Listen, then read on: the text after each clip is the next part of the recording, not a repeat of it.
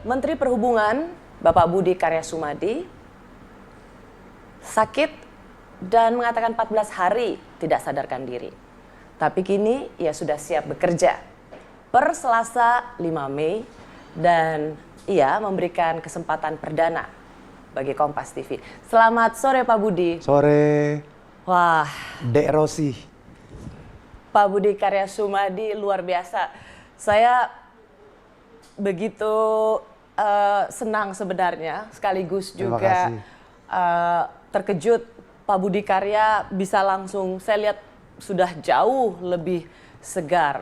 Dan memang Pak Budi Karya tadinya kita mau wawancara via Zoom atau Skype, tapi kalau begitu nanti nggak melihat langsung. Meskipun kita bertemu dengan protokol kesehatan, saya bisa melihat dengan langsung. Pak Budi Karya Sumadi sudah jauh lebih bugar dan sehat. Terima kasih. Gimana kabar Pak Budi? Gimana keadaan Pak Budi sekarang? Ya kalau sekarang sehat, artinya saya sekarang gembira sekali. Ya ini kalau untuk saya ini kejadian yang luar biasa ya. Apa ya? Kata yang tepat, mungkin kata yang tepat mukjizat ya untuk saya ya. Dek,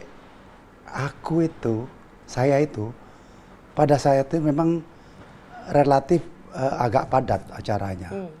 Saya sempat berkegiatan, yang saya ingat kalau nggak salah saya ketemu sama Menteri Kesehatan, Menteri Transportasi Belanda. Belanda, betul. Di Priok. Nah setelah itu kesehatan saya menurun.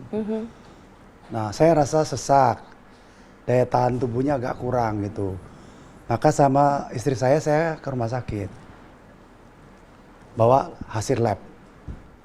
Ya, dokter datang di satu rumah sakit itu datang, lihat lab gitu, terus mengatakan, Bapak ini tifus, bukan COVID, bukan MERS dan bukan macam-macam, jadi tenang aja gitu.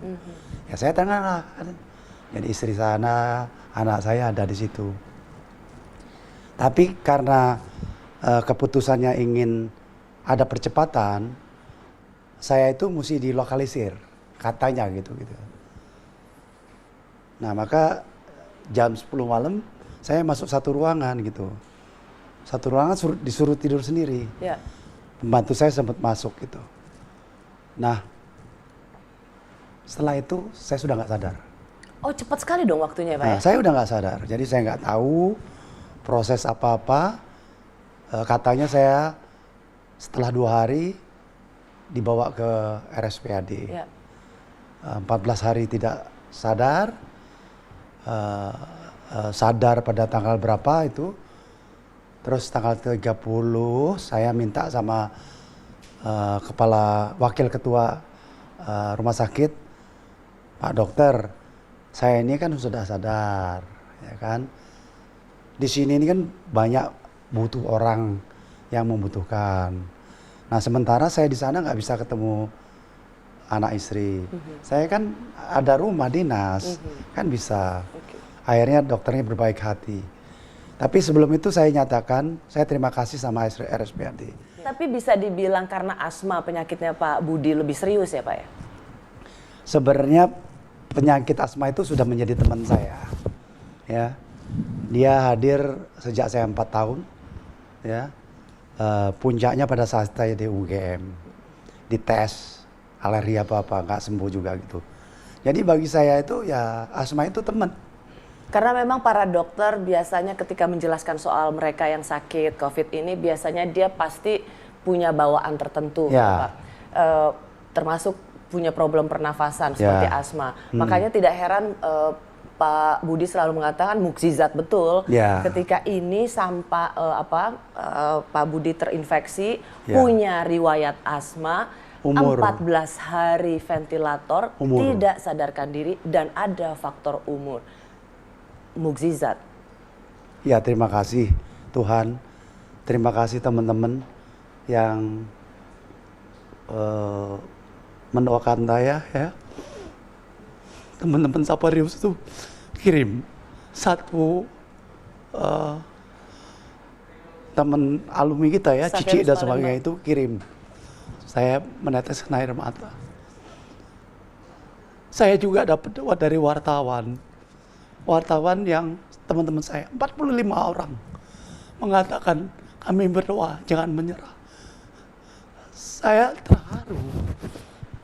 Saya merasa bahwa saya masih banyak teman-teman yang menginginkan suatu waktu kita. Mereka teman-teman sejati. Dari UGM juga begitu. Teman-teman nyanyi bersama. Jadi teman keseharian yang mereka bukan seumur saya. Ya. Mereka masih umur 20 tahun, 40 tahun. Maaf kalau saya cengeng, Gak apa-apa. minta tisu. Jadi saya benar-benar waktu itu terharu. Safirius, UGM, teman-teman itu 3 yang menurut saya Memberi semangat. signifikan memberikan semangat. Selain teman-teman yang lain. Dan itu Ya, adalah obat yang obat mujarab. ya. Tentunya kakak dan saudara-saudara saya Ya.